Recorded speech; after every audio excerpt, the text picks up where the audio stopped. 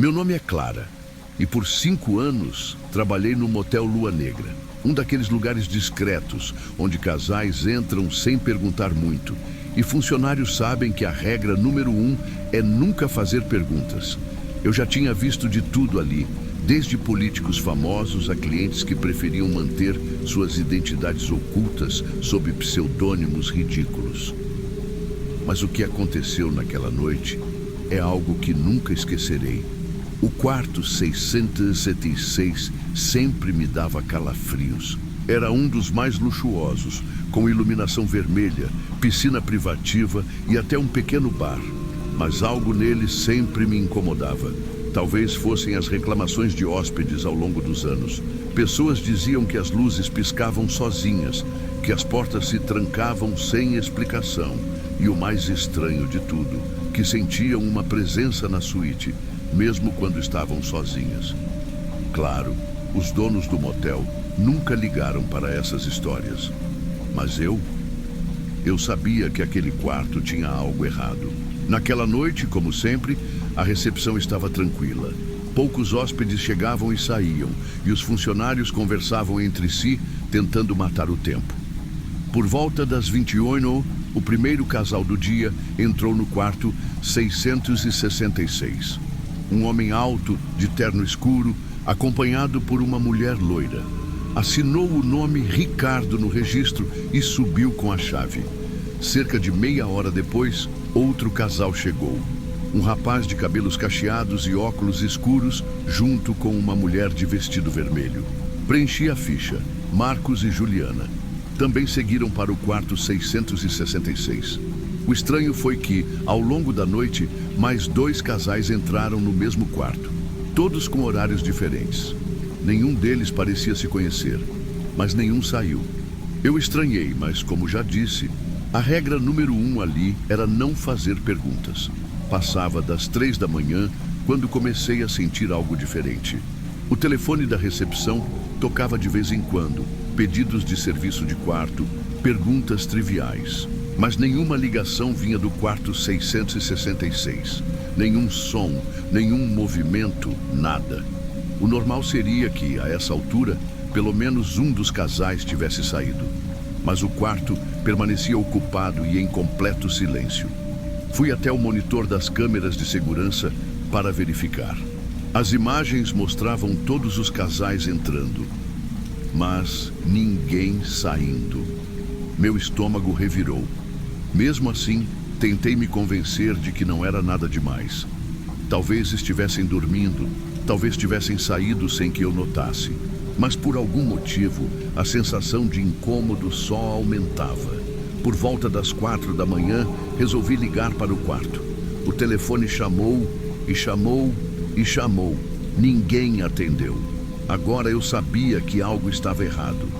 Tentei ignorar o arrepio na espinha e fui até o corredor do andar superior. A porta do quarto 666 estava fechada. Dei algumas batidas suaves. Serviço de quarto, nada. Bati de novo, agora com mais força. Senhor, senhora, está tudo bem? O silêncio era tão profundo que parecia devorar o som. Foi quando percebi algo que fez meu coração disparar. A maçaneta estava gelada, como se alguém tivesse acabado de segurá-la. Naquele momento, tudo dentro de mim gritava para sair dali e esquecer essa história. Mas não fiz isso. Girei a maçaneta. A porta não estava trancada. Com a mão tremendo, empurrei-a devagar. E o que vi lá dentro me assombra até hoje. Assim que a porta se abriu, senti um cheiro forte de champanhe misturado com algo metálico. Algo que fez meu estômago revirar. O quarto estava completamente escuro, exceto pelas luzes vermelhas fracas que ainda piscavam no teto. Meus olhos levaram alguns segundos para se ajustar, mas quando vi o que estava diante de mim, meu corpo congelou. 6 corpos estavam espalhados pelo quarto em posições estranhas, como se tivessem simplesmente desmaiado onde estavam. 2 estavam no sofá de couro vermelho, inclinados um sobre o outro, como se tivessem caído no meio de uma conversa. Um casal estava estirado ao lado da piscina privativa. a água ao redor deles imóvel, como se o tempo tivesse parado. E os últimos 2 corpos estavam na cama. Um deles segurando uma taça de champanhe, os dedos ainda fechados ao redor do vidro. Meu primeiro pensamento foi: será que estavam dormindo? Mas quando vi os olhos abertos, vidrados, encarando o nada, soube que aquilo não era um sono comum. Minhas pernas tremiam. Levei uma mão ao peito, sentindo meu coração disparado, e minha respiração ficou presa na garganta. Oi. Minha voz saiu trêmula. Ninguém respondeu. Dei um passo hesitante para dentro do quarto. Tudo parecia congelado no tempo. As luzes piscavam lentamente, criando sombras distorcidas pelas paredes.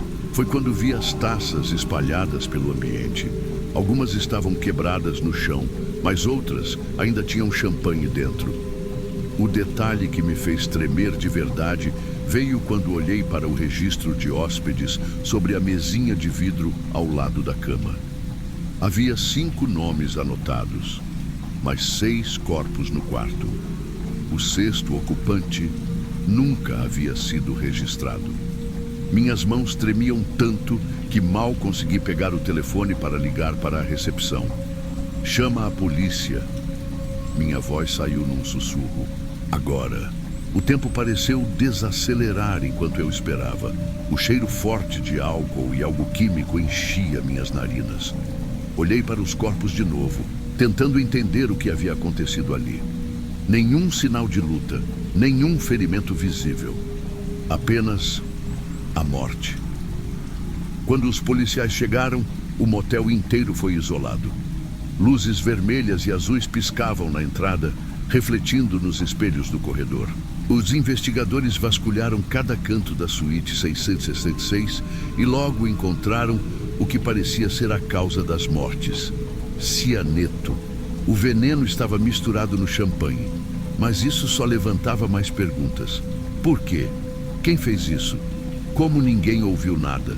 Os funcionários do motel, incluindo eu, fomos interrogados. Mostrei as gravações das câmeras de segurança e foi então que veio o detalhe mais perturbador.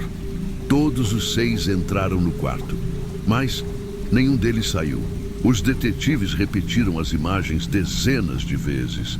Tentaram identificar qualquer irregularidade, mas era como se o tempo dentro daquela suíte tivesse parado.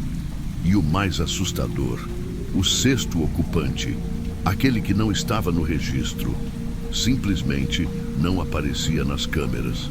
Ele estava lá. Eu sabia que estava, mas era como se nunca tivesse existido. Os policiais permaneceram no motel até o amanhecer, mas nada fazia sentido. 6 mortos, 5 registros, uma presença invisível nas câmeras. Era como se o 6º ocupante fosse um fantasma, um vulto que nunca deveria estar ali. As investigações continuaram por semanas, mas sem respostas concretas. O motel fechou as portas logo depois. Nenhum cliente queria mais se hospedar ali, e os boatos sobre a suíte 666 só aumentavam. Mas o pior ainda estava por vir. Foi quando descobrimos o passado daquele quarto. Um dos funcionários mais antigos, seu Amadeu, um velho que trabalhou ali por décadas, me chamou de canto uma noite. O motel já estava fechado, mas nós ainda precisávamos ajudar na remoção dos móveis antes da venda do prédio. Clara, você sabe que isso já aconteceu antes, não sabe? Ele murmurou, olhando para a porta do antigo quarto 666. Meu sangue gelou. O quê? Ele suspirou, coçando a testa, como se estivesse prestes a contar algo que deveria ter ficado enterrado. Há 20 anos, um homem morreu aqui dentro. Foi encontrado na banheira, o corpo já gelado. Dizem que foi suicídio, mas eu nunca acreditei nisso. Meu coração disparou. O que aconteceu? Ele abaixou a voz. Ele veio com uma amante. Depois de algumas horas, ela saiu correndo do quarto, gritando, mas quando os funcionários entraram, ele já estava morto. Os olhos arregalados, como se tivesse visto algo que não deveria. Um arrepio percorreu minha espinha. E a mulher? Seu Amadeu balançou a cabeça. Nunca mais foi vista. Não conseguimos nem descobrir seu nome. Meu corpo ficou tenso. As semelhanças eram perturbadoras. Alguém que nunca foi identificado. Um mistério sem respostas. Pessoas que pareciam ter sido tiradas do mundo sem explicação. A ficha caiu naquele momento. Você acha que ele ainda está aqui? O velho me olhou por um momento antes de murmurar. Acho que ele nunca saiu. Depois que o motel fechou, tentei seguir minha vida. Consegui outro emprego em um hotel mais respeitável e evitei falar sobre aquele caso. Mas eu nunca esqueci. E então aconteceu algo que me fez questionar tudo. Certa noite, voltando para casa, passei em frente ao prédio abandonado do motel Lua Negra. A fachada ainda estava lá, enferrujada, coberta de pichações. Mas quando meus olhos se voltaram para o segundo andar, uma luz piscava na janela da suíte 666. Eu parei no meio da calçada, meu coração disparado. O prédio estava sem energia há meses. Não havia explicação para aquilo. Meu corpo inteiro gritava para eu correr, mas eu não conseguia tirar os olhos da janela. E foi então que vi uma sombra, alta e imóvel, parada ali. Apenas um contorno escuro, sem rosto, sem detalhes. Apenas me observando. Fechei os olhos por um segundo. Quando abri, não havia mais nada. Desde aquele dia, evito aquela rua. Mas às vezes, quando a cidade está silenciosa e o vento sopra forte, sinto que alguém ainda me observa. O motel Lua Negra pode ter fechado suas portas, mas a suíte 666, ela nunca ficou vazia.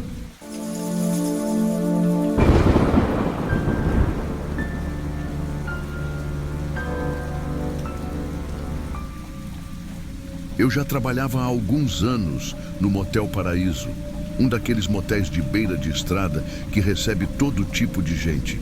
Casais, viajantes, gente que só quer um lugar discreto por algumas horas.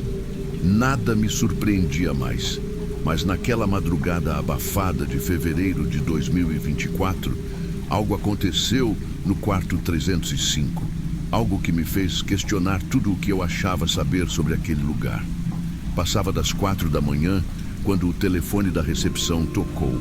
Atendi com a voz arrastada pelo sono, já esperando um cliente pedindo algo absurdo, como champanhe quente ou travesseiros extras no meio da noite. Mas não era um hóspede, era o gerente, com a voz séria. Vai até a 305. O casal saiu sem fazer check-out. Preciso que veja como deixaram o quarto. Estranhei. Não era comum que ele ligasse por isso. Normalmente, quando alguém saía sem avisar, só anotávamos e descontávamos do pagamento prévio. Mas ele insistiu. Vai logo, depois me diz como está. Peguei a chave mestra e fui. O corredor estava vazio, exceto pelo zumbido baixo das lâmpadas fluorescentes. O silêncio era opressor. Quando cheguei diante da porta, hesitei. Algo me incomodava, mas eu não sabia dizer o quê. Girei a maçaneta e assim que abri a porta, um cheiro forte de ferro me atingiu. Acendi a luz e o cenário diante de mim fez meu estômago revirar. Os lençóis estavam encharcados de sangue, formando uma mancha escura no colchão. O tapete branco perto da cama estava tingido de vermelho, com pegadas desordenadas indo em direção ao banheiro. O cheiro metálico estava impregnado no ar. Dei um passo para trás, sentindo o coração disparar. Meu primeiro instinto foi sair correndo dali, mas algo me fez continuar. Caminhei até o banheiro, empurrando a porta devagar. No canto da pia, uma toalha ensopada de sangue descansava, como se alguém tivesse tentado conter uma hemorragia. A essa altura, minhas mãos tremiam tanto que mal consegui pegar o celular para ligar para o gerente. Tem sangue por toda parte. Acho que alguém morreu aqui. O silêncio do outro lado durou alguns segundos. Depois, ouvi a voz tensa do meu chefe. Saia daí e me espere na recepção. Eu vou chamar a polícia. A polícia chegou em menos de 15 minutos. Eu fiquei de longe, observando enquanto 2 policiais analisavam o quarto e faziam perguntas para o gerente. Me chamaram para um depoimento. mas eu só conseguia repetir a mesma coisa. Eu só fui lá porque o senhor me mandou. Quando abri, já estava assim. Enquanto eles colhiam provas, o gerente e eu fomos até a sala de monitoramento para revisar as câmeras. O casal que ocupou a suíte 305 havia chegado pouco depois da meia-noite. A filmagem mostrava um homem alto, de boné e moletom, e uma mulher de cabelos longos. Ela parecia normal ao entrar, mas as imagens de saída eram diferentes. Às 3h37, o casal saiu apressado. A mulher cambaleava como se estivesse fraca. O homem a segurava pelo braço, quase arrastando-a para fora. Mesmo pela câmera, dava para notar como ela estava pálida. A polícia verificou hospitais na região, mas não havia registros de atendimentos de emergência que correspondessem à descrição dela. A dúvida crescia. O que aconteceu naquele quarto? Mas o pior ainda estava por vir. Naquela noite, depois que os policiais foram embora, sentei-me ao lado do segurança do motel. Ele era um senhor já perto da aposentadoria e vi no olhar dele que aquela cena não era novidade. Você não sabe? Esse quarto já viu coisa pior. Ele olhou em volta como se tivesse medo de ser ouvido. Há 10 anos, uma mulher grávida morreu lá dentro. Acharam o corpo na banheira. Nunca descobriram a causa da morte. E desde então, esse quarto não tem paz. Um arrepio subiu pela minha espinha. O que quer dizer? Sombras no canto do quarto, sussurros no meio da noite, gemidos de dor que vêm do nada. Meu coração batia forte. Eu não acreditava nessas coisas, mas também não conseguia ignorar. Foi quando ele completou. Acha que é coincidência? Esse casal. Aposto que aconteceu alguma coisa lá dentro. E se descobriram tarde demais? Fiquei em silêncio. Lá no fundo, eu já sabia que ele tinha razão. Algo muito errado aconteceu naquela noite. E eu precisava descobrir o que era. Eu não conseguia dormir naquela noite. O relato do segurança ficou martelando na minha cabeça. Desde que comecei a trabalhar no Motel Paraíso, nunca havia ouvido falar sobre a mulher grávida encontrada morta no quarto 305.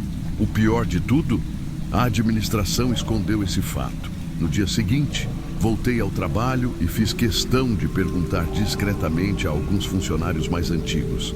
A maioria hesitava antes de responder, trocando olhares nervosos. Mas um deles, um faxineiro chamado Zé, decidiu falar.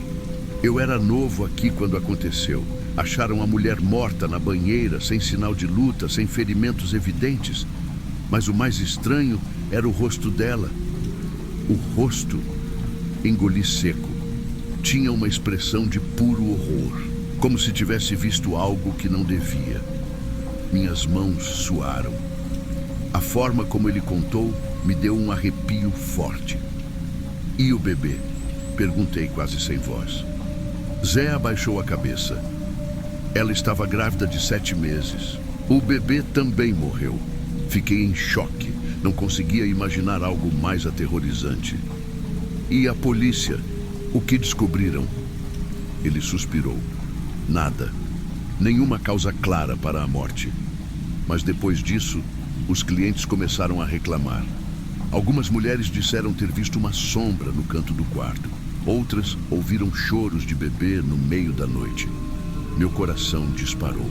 Eu sabia que precisava ver aquele quarto com meus próprios olhos.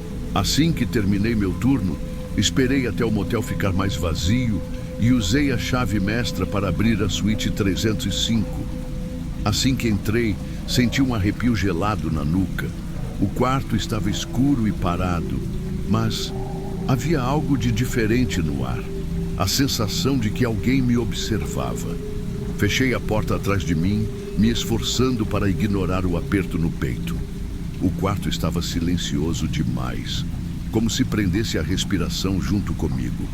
Meu olhar foi direto para o banheiro.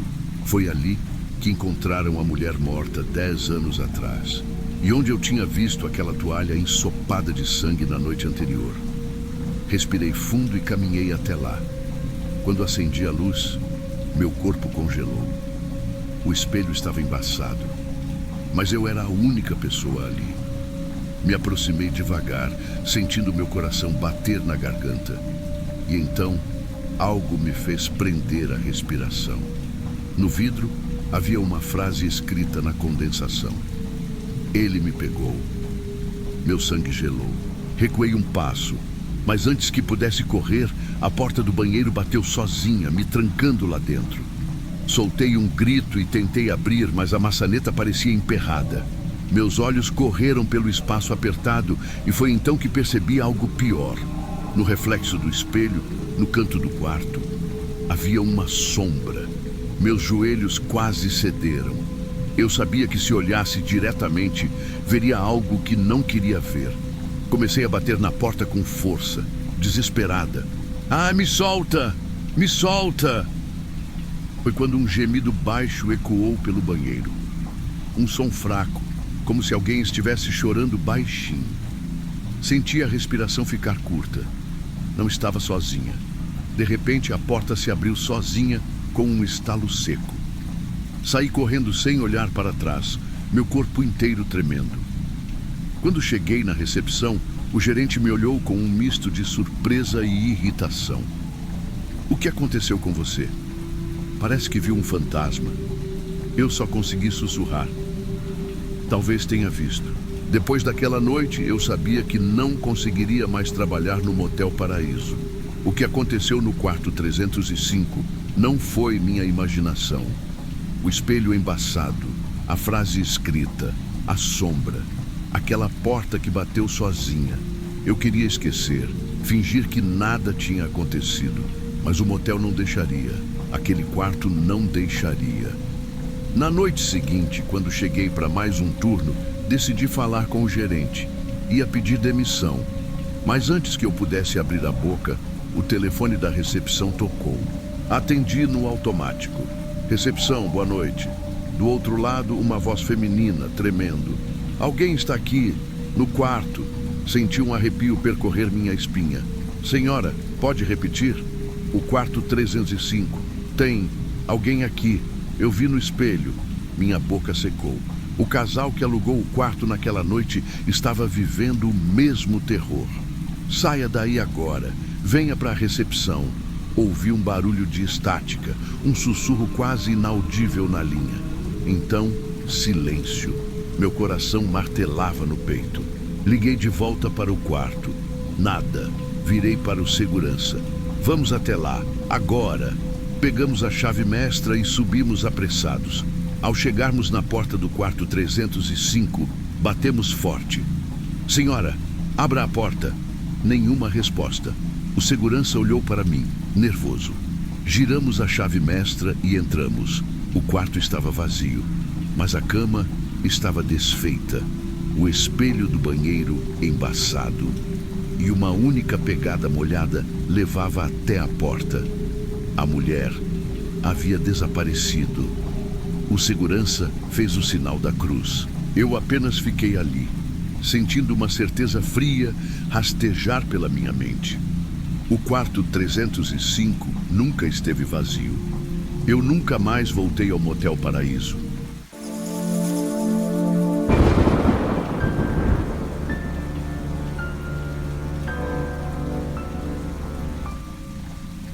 Meu nome é Pedro e desde pequeno sempre fui fascinado por lugares abandonados.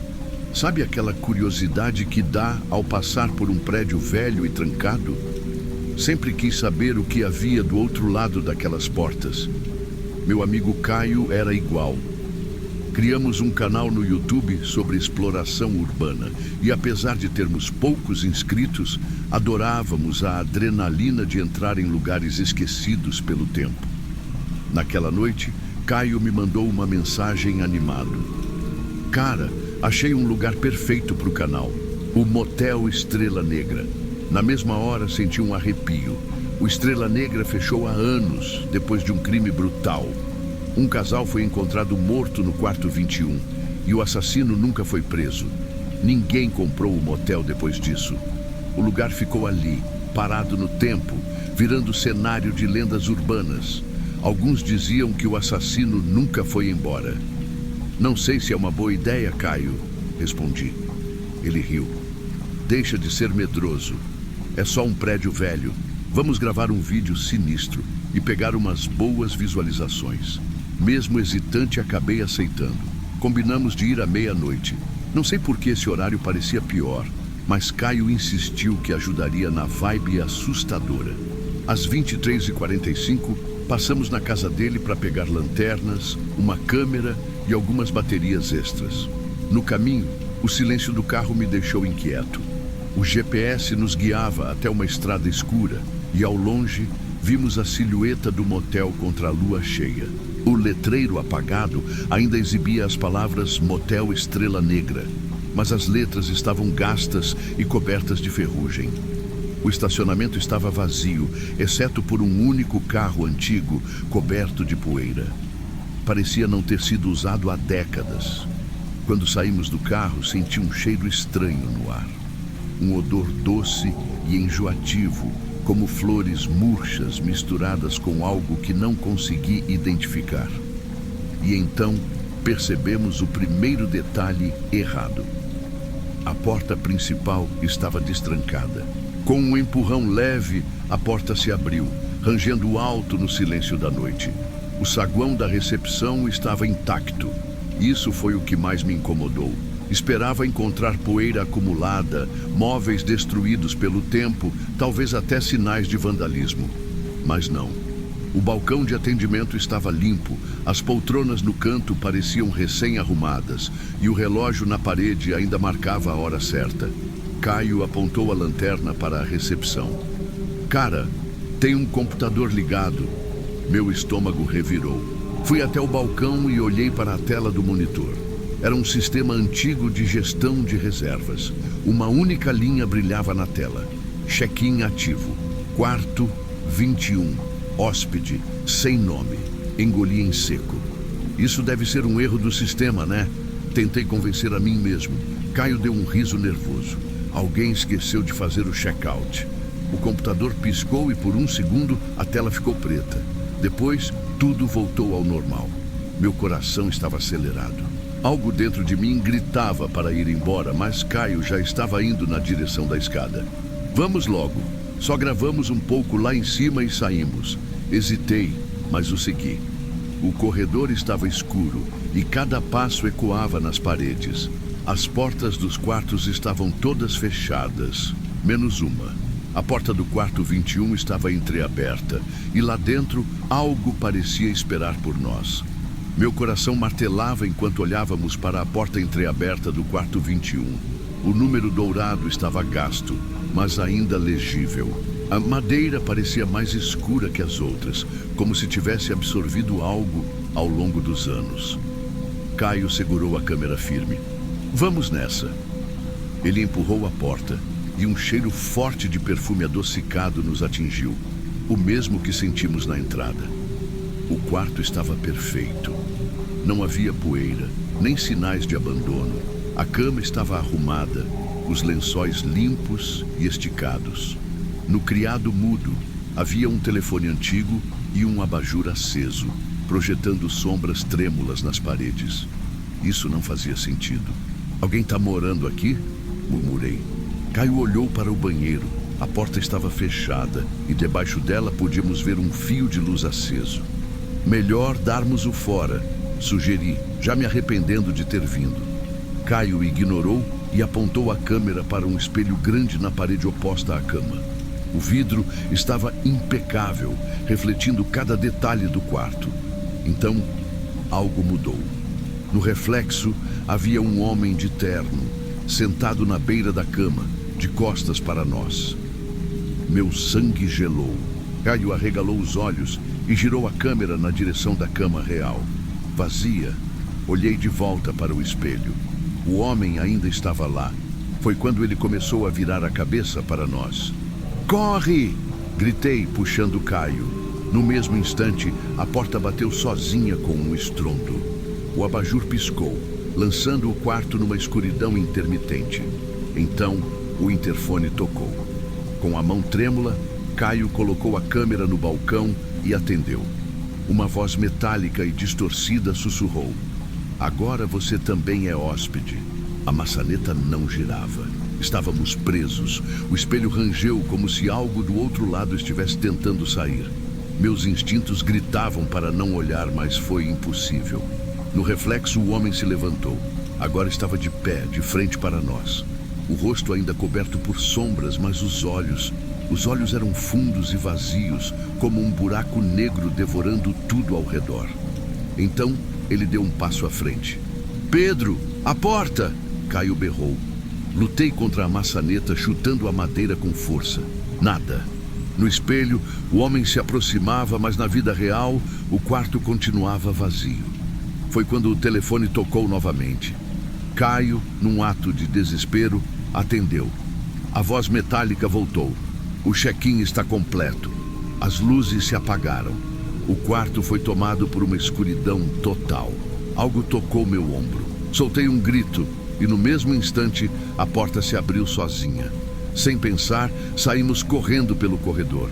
Mas agora o motel parecia diferente. As paredes pareciam mais estreitas. As luzes piscavam de maneira errática. As portas dos quartos começaram a bater sozinhas, uma por uma, como se algo estivesse nos perseguindo. Descemos as escadas aos tropeços e chegamos à recepção. O computador ainda estava ligado. Antes de sair, olhei para a tela. O check-in do quarto 21 agora mostrava 2 nomes: hóspedes, Pedro e Caio.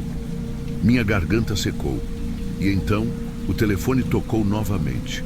O som ecoou pelo saguão. Eu sabia que não devia, mas algo me fez olhar para trás. Atrás do balcão, parado na escuridão, estava o homem de terno. Ele nos observava calmamente. A única coisa visível em seu rosto era um sorriso frio. Não esperei para ver mais nada. Corremos para o carro e saímos dali o mais rápido possível. Desde aquele dia, nunca mais falamos sobre isso. Nunca postamos o vídeo. Nunca voltamos ao motel Estrela Negra. Mas, às vezes, quando estou sozinho de noite, ainda sinto aquele cheiro adocicado no ar. E juro que já ouvi o telefone tocar.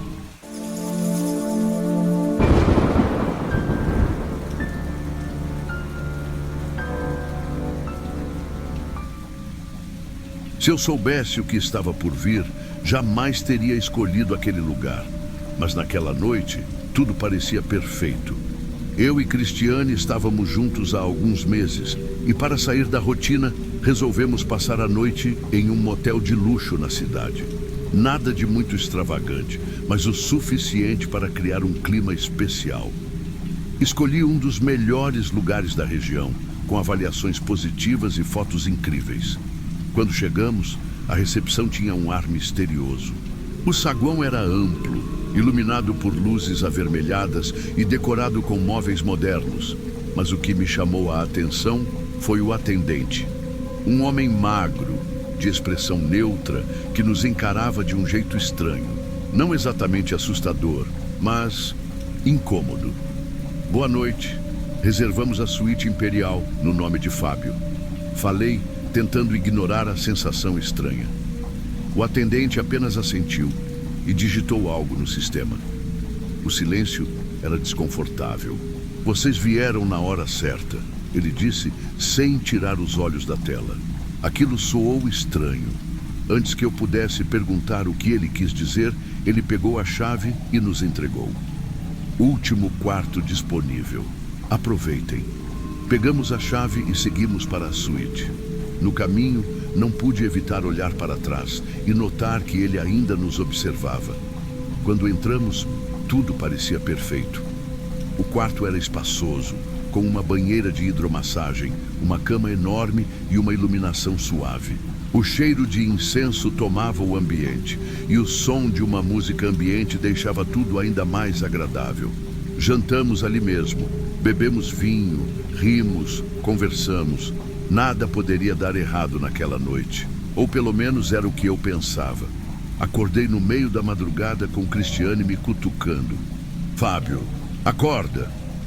Eu ainda estava meio grogue do sono, mas percebi o tom de urgência na voz dela. O que foi? Perguntei, esfregando os olhos. Ela engoliu em seco, apontando para o canto do quarto. Tem alguém aqui. Senti um arrepio percorrer minha espinha. Olhei em volta, tentando entender o que estava acontecendo. A luz do abajur iluminava parcialmente o quarto, mas não havia nada de estranho. Cristiane, você deve ter sonhado. Não, Fábio. Eu ouvi. O tom dela me fez levar a sério. Ouviu o quê? Ela respirou fundo. Uma respiração, aqui dentro, bem perto da cama. Eu travei. O único som que conseguíamos ouvir era o tic-tac do relógio na parede. Mas quando prendi a respiração para escutar melhor, senti algo estranho. Um silêncio muito pesado, como se alguém estivesse segurando o fôlego junto com a gente. Minha pulsação acelerou. Levantei da cama tentando agir com racionalidade. Provavelmente era o ar-condicionado ou um barulho da rua, mas mesmo assim me aproximei do banheiro e empurrei a porta devagar. Nada. Foi quando reparei que a porta do armário estava ligeiramente entreaberta. Meu coração começou a bater mais forte. De repente, um leve rangido veio de dentro do armário. Alguém estava lá dentro. Meu corpo travou. O coração martelava no peito e a adrenalina me impediu de pensar direito. O quarto estava silencioso demais e o único som que ecoava era minha respiração acelerada. Atrás de mim, Cristiane segurava o lençol contra o corpo, os olhos arregalados. Fábio, não abre. Vamos sair daqui. Mas era tarde. A porta do armário estava entreaberta o suficiente para que eu visse uma sombra lá dentro. Então aconteceu. A porta se abriu de repente. Eu mal tive tempo de reagir antes de um homem sair do armário. Ele estava agachado, vestindo roupas escuras e sujas. O rosto era pálido e os olhos arregalados brilhavam na pouca luz do quarto. Mas o pior, ele segurava uma faca, uma lâmina afiada e longa. Por um segundo ninguém se mexeu. O homem apenas ficou ali, me encarando, como se estivesse analisando a situação. Minha garganta secou. Meu instinto gritava para correr, mas minhas pernas não obedeciam. E então ele avançou.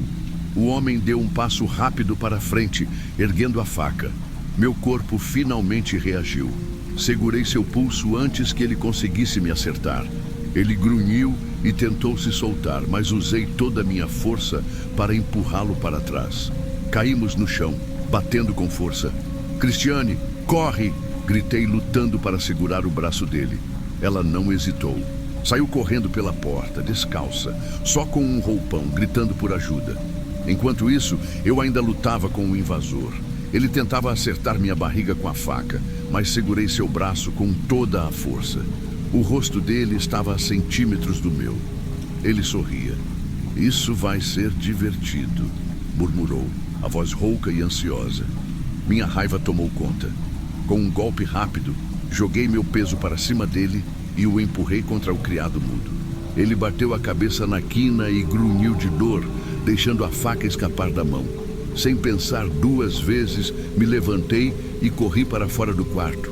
Corri pelo corredor atrás de Cristiane, sentindo o peito arder de tanto medo.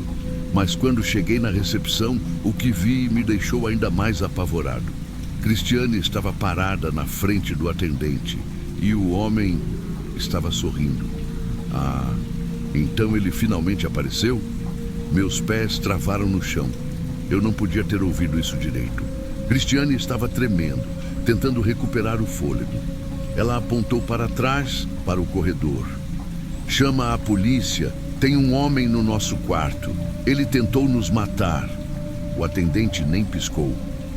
Ah, então ele finalmente apareceu?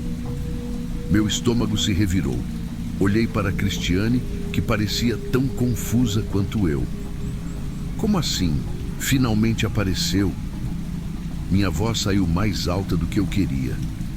O atendente suspirou e deu de ombros, como se estivéssemos exagerando. Ele aparece de vez em quando. Algumas noites ele vem, outras não. Mas é só um cara esquisito. Ele gosta de assustar os hóspedes. Senti um arrepio gelado subir pela espinha. Como assim assustar? Ele estava com uma faca. Ele ia me matar. O atendente apenas sorriu de novo, aquele mesmo sorriso irritante e indiferente. Ah, ele sempre leva uma faca, mas nunca matou ninguém, que eu saiba. Cristiane recuou um passo, a mão apertando a minha. Vocês sabiam disso e ainda assim deixaram a gente ficar aqui? O homem finalmente pareceu irritado. Ele cruzou os braços e nos encarou com tédio. Olha, eu só trabalho aqui. Não sou eu quem toma essas decisões. Se quiserem, podem ir embora. Mas, se me permitem um conselho, não voltem para o quarto agora. Meu sangue gelou. Por quê? O homem sorriu de novo. Porque ele gosta de brincar um pouco antes de ir embora. Nesse momento, ouvimos um barulho vindo do corredor. Passos, pesados, lentos. Ele estava vindo atrás de nós. A mão de Cristiane apertou a minha com força. Meu coração batia tão rápido que parecia que ia explodir. Fábio, vamos embora. Agora. Não esperei para ver o que aconteceria. Puxei Cristiane pela mão e corremos para a porta de saída. O atendente ficou parado, nos observando, sem demonstrar qualquer reação. Passamos pela porta de vidro e entramos no carro às pressas. Minhas mãos tremiam tanto que demorei alguns segundos para colocar a chave na ignição. Quando finalmente consegui dar a partida, olhei pelo retrovisor. A silhueta do homem estava no corredor, parado na entrada do motel, nos observando. Ele não estava mais sorrindo. Ele estava nos encarando. Com um último olhar para trás, pisei no acelerador e saímos dali. Na manhã seguinte, ainda abalado, tentei encontrar qualquer notícia sobre aquele motel. Nada. Nenhum incidente, nenhuma denúncia. Era como se nunca tivesse acontecido. Tentei contar a história para algumas pessoas, mas ninguém acreditou. Era só um funcionário estranho, era só um maluco no motel. Mas até hoje, sempre que passo perto daquele lugar, sinto um arrepio na espinha e juro que vejo alguém parado na porta me observando.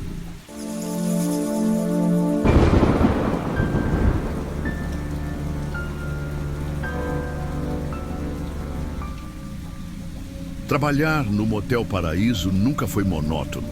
Eu já tinha visto de tudo: casais em segredo, clientes excêntricos e até gente que esquecia alianças no criado mudo. Depois de anos na recepção, achava que nada mais poderia me surpreender. Até aquela noite. Era um lugar discreto, sem luxo, mas confortável o suficiente para casais que buscavam privacidade. Eu conhecia alguns clientes fiéis que apareciam religiosamente nos mesmos dias da semana, sempre reservando o mesmo quarto. Entre eles, um jovem casal me chamava a atenção, não pelos escândalos ou extravagâncias, mas pela rotina metódica. Eles sempre escolhiam o quarto 7. O rapaz era um pouco calado, mas simpático. A moça tinha um olhar intenso, mas um sorriso tímido. Nunca causaram problemas, nunca atrasaram um pagamento. E assim, durante meses, vi os dois chegando e saindo, como se o motel fosse uma extensão natural da relação deles. Até que um dia, eles simplesmente desapareceram. As semanas passaram, depois os meses, e nunca mais os vi. Para mim era óbvio, tinham terminado. Acontece o tempo todo. O motel guarda mais segredos do que qualquer outro lugar na cidade. Então, 3 meses depois, o rapaz voltou. Mas não estava sozinho. Ele chegou no fim da tarde, como sempre fazia, mas desta vez acompanhado de outra mulher. Uma loira elegante, com um vestido justo e olhos brilhantes. Riam e cochichavam, despreocupados. Eu os atendi sem demonstrar surpresa. Não era meu papel julgar ninguém. Apenas peguei os documentos, fiz o cadastro e entreguei a chave do quarto 7. Ele nem hesitou ao pedir aquele quarto. Talvez quisesse apagar o passado, substituir as memórias antigas por novas. Até aí, nada de anormal. Mas 10 minutos depois, outra cliente entrou no motel. Era ela, a ex-namorada. Meus olhos se fixaram nela imediatamente. Ela parecia frágil, com os ombros encolhidos e as mãos trêmulas ao entregar os documentos. O olhar estava perdido, e os olhos vermelhos denunciavam que tinha chorado muito antes de chegar ali. "Quero um quarto, por favor", disse baixinho. "Alguma preferência?" perguntei, tentando manter a naturalidade. Ela hesitou por um instante, depois olhou rapidamente para o lado, como se soubesse exatamente onde o ex estava. "Quero o quarto ao lado do 7. O 8 está vago?" Meu estômago revirou. Eu podia dizer que era uma coincidência, mas algo na forma como ela falava, no modo como sua voz tremia, me deixou inquieta. Mesmo assim, atendi ao pedido. Entreguei a chave do quarto 8 e ela sumiu pelo corredor, fechando a porta atrás de si. O que aconteceu naquela noite mudaria tudo. O movimento no motel foi diminuindo conforme a noite avançava. Poucos carros no estacionamento, corredores vazios, tudo do jeito que eu gostava. Só que, naquela noite, havia algo diferente. Por volta das 2 da manhã, enquanto eu organizava alguns papéis na recepção, um som distante chamou minha atenção. Era um choro, baixo, abafado, vindo do corredor onde ficavam os quartos 7 e 8. Levantei a cabeça e prestei atenção. Era um lamento contínuo, carregado de tristeza e dor, como se alguém estivesse sufocando o próprio sofrimento. Olhei para a câmera de segurança. O corredor estava vazio. O choro continuou, aumentando de intensidade. Era impossível ignorar. Saí da recepção e caminhei lentamente pelo corredor. Conforme me aproximava dos quartos, o som ficava mais claro. Vinha do quarto 8. Meu coração acelerou. Parei diante da porta, sem saber se deveria bater ou apenas fingir que não ouvi nada. Afinal, quem sou eu para me meter nos problemas alheios? Mas então, algo me fez gelar. O choro não vinha apenas do quarto. Ele parecia se espalhar pelo corredor, como se a dor daquela mulher estivesse impregnada no ar. Voltei para a recepção sem dizer nada. A noite seguiu silenciosa. O choro nunca parou. O sol começou a nascer. Meu turno estava terminando e os poucos clientes começavam a sair. Por volta das 7 da manhã, o rapaz do quarto 7 desceu para pagar a conta. Ele parecia tranquilo, como se tivesse tido uma noite qualquer. Enquanto ele pegava a carteira, minha curiosidade falou mais alto. "Sua ex passou a noite no quarto ao lado", comentei casualmente. Ela chorou sem parar. Deve estar devastada em vê-lo com outra. Eu esperava um sorriso sem graça, talvez um suspiro de culpa. O que recebi foi algo muito pior. O rosto dele empalideceu instantaneamente. Ele congelou no lugar, os olhos arregalados, como se eu tivesse acabado de dizer a coisa mais absurda do mundo. "O quê?", murmurou. "Sua ex. Ela pediu para ficar no quarto 8. Chorou a noite inteira." Os lábios dele tremiam. "Isso é impossível." Ele deu um passo para trás, como se sentisse um peso no peito.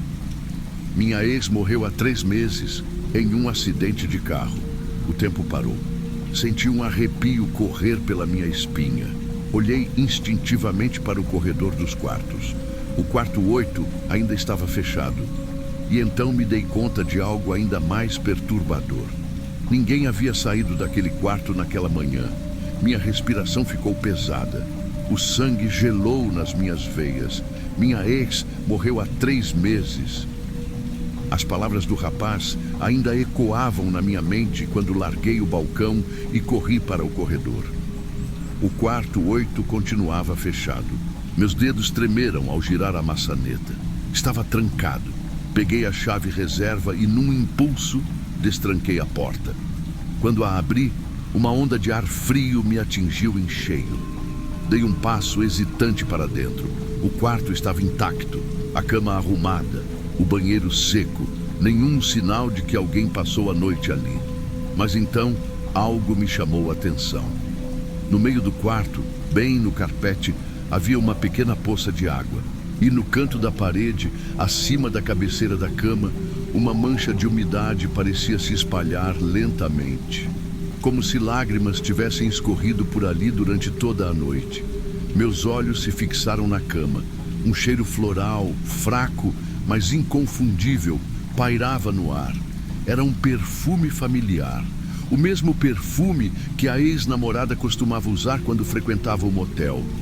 Senti minha garganta secar. Se ninguém esteve nesse quarto, então quem passou a noite chorando aqui? Lentamente, dei um passo para trás e fechei a porta. Voltei para a recepção, ainda tonta. O rapaz continuava parado ali, pálido como um cadáver. Você tem certeza de que foi ela? Ele perguntou, a voz fraca. Eu queria mentir. Queria dizer que foi um engano, que talvez eu tenha confundido com outra pessoa. Mas não consegui. Eu a vi. Ela entrou no motel, entregou os documentos, pediu o quarto ao lado. Mas, se estava morta, como era possível? Sentei-me, tentando processar o que havia acontecido quando o telefone da recepção tocou. O som me fez pular da cadeira. Com a mão trêmula, atendi. Motel Paraíso, bom dia. No outro lado da linha, ouvi um sussurro feminino. Baixo, quase um lamento. Eu só queria vê-lo uma última vez. Meu coração parou. O telefone ficou mudo logo em seguida. Olhei para o rapaz que me encarava esperando uma resposta. Eu não disse nada. Apenas larguei o telefone e senti um arrepio subir pelo corpo. Ele engoliu em seco, virou-se e saiu sem olhar para trás. Nunca mais vi aquele rapaz no motel. Ninguém nunca mais pediu o quarto 8. Mesmo os hóspedes que ficavam no 7 relatavam algo estranho. Muitos diziam ouvir choro abafado vindo do quarto ao lado. Outros funcionários começaram a notar também. Certa vez, uma camareira comentou que ao abrir o quarto 8, sentiu um cheiro floral e encontrou uma nova mancha de umidade na parede. Depois daquela noite, evitei passar pelo corredor tarde da noite, mas sempre que fechava a recepção e cruzava aquele caminho, sentia um calafrio inexplicável. E, em algumas noites, juro que ainda conseguia ouvir o som de um choro distante.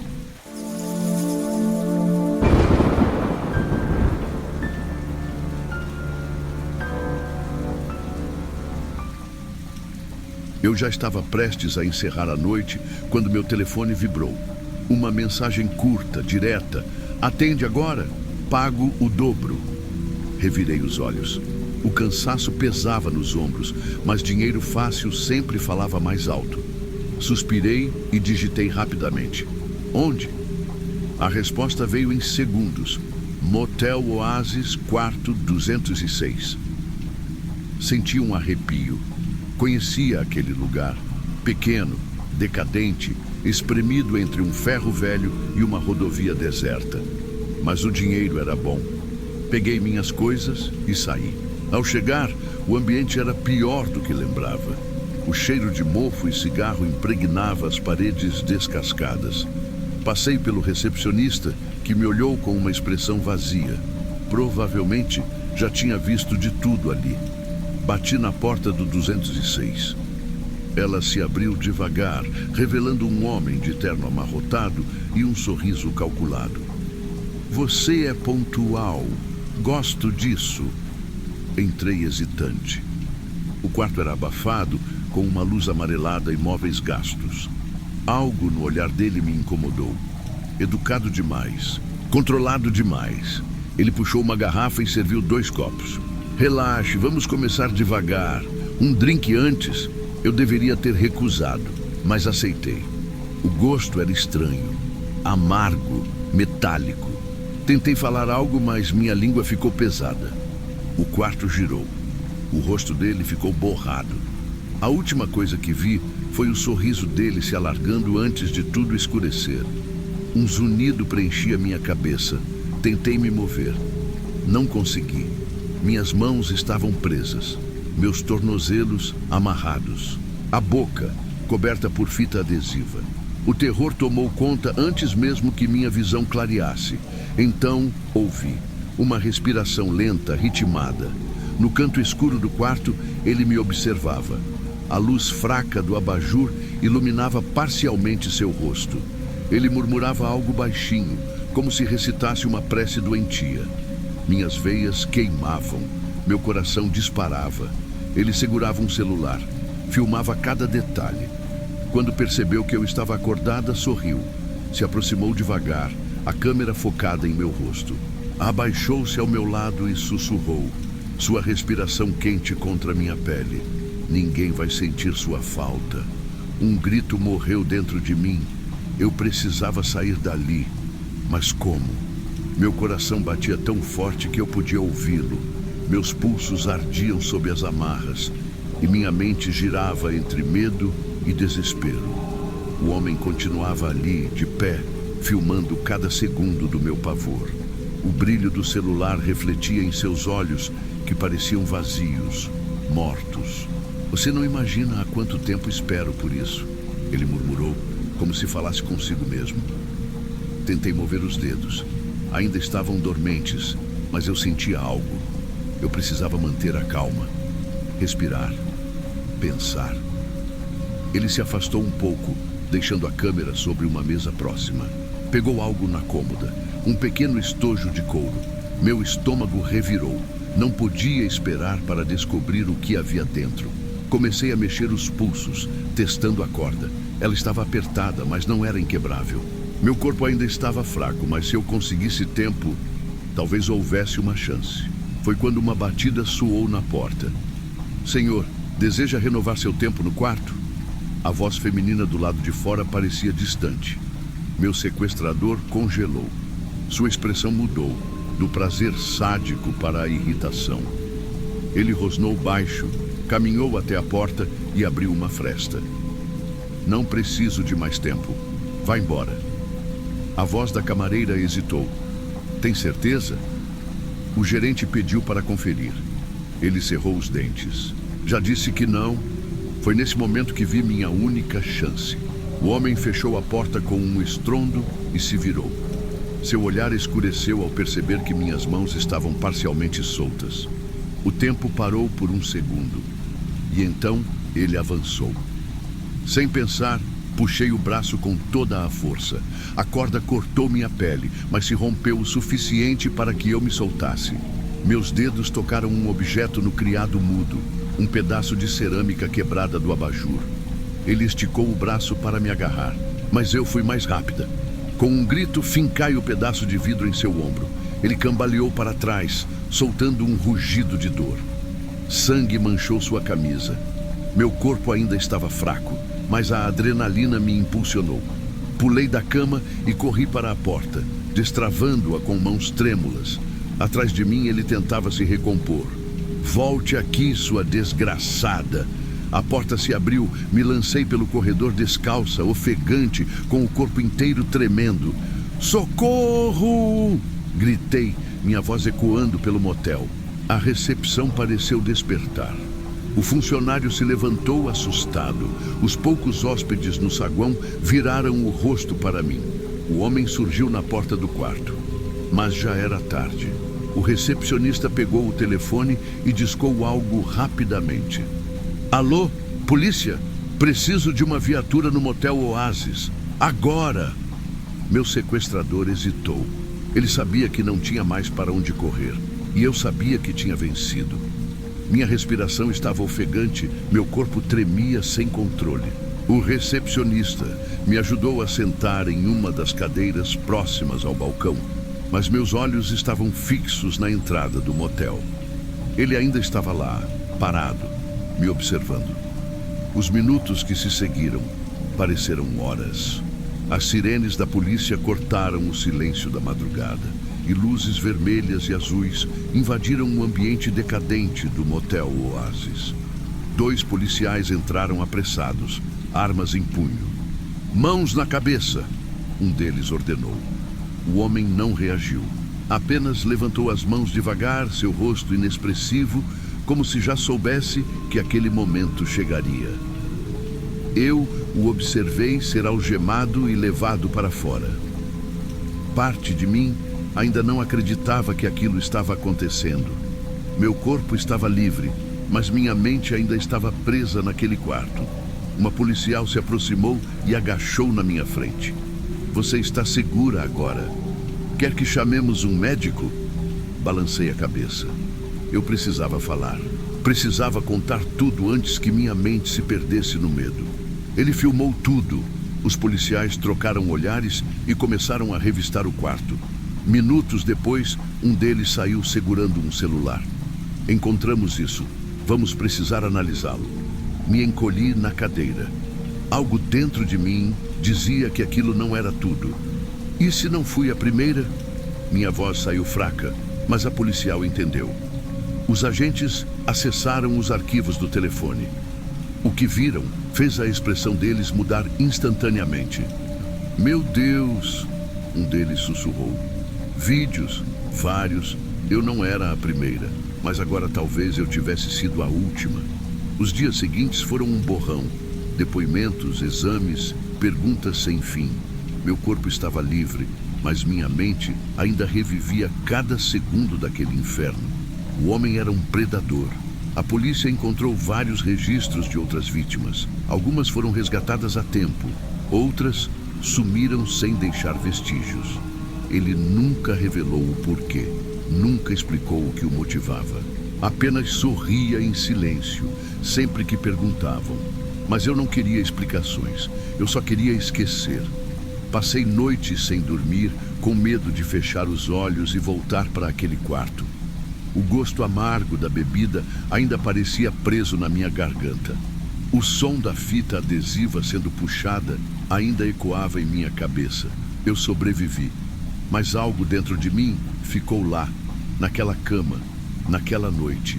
Hoje, cada vez que vejo uma mulher sozinha à noite, penso em quantas histórias como a minha não tiveram um final feliz. E me pergunto, se eu não tivesse conseguido fugir, será que alguém sentiria minha falta?